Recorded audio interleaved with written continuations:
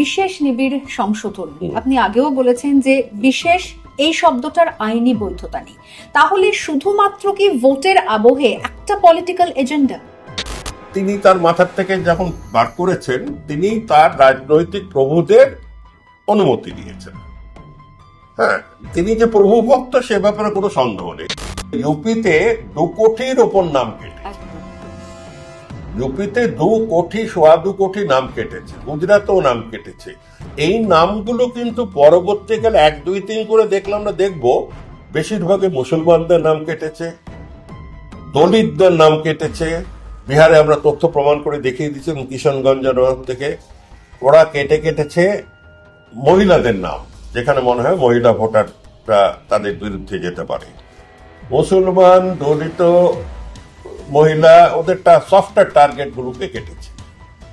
এখানে ঠিক কাদের কাটা হয়েছে বোঝা যাচ্ছে না, কারণ 56 লোক ভ্যাচ করে কেটে দিল, এর মধ্যে ডেফিনেটলি জেনুইন আছে। বিচারাধীন বলে একটা জিনিস বার করেছে, তাতে 60 লক্ষ নাম আছে। আজ থেকে 10 থেকে 15 দিনের মধ্যে নির্বাচন ঘোষণা হবে। মে মাসের 25 তারিখের মধ্যে যদি রেজাল্ট ডিক্লেয়ার করতে হয়, তবে 8 সপ্তাহ পাচ্ছি না আমরা, যদি এপ্রিলে গড়াতে শুরু করি 7.5 সপ্তাহ খানেক পাওয়া যাচ্ছে।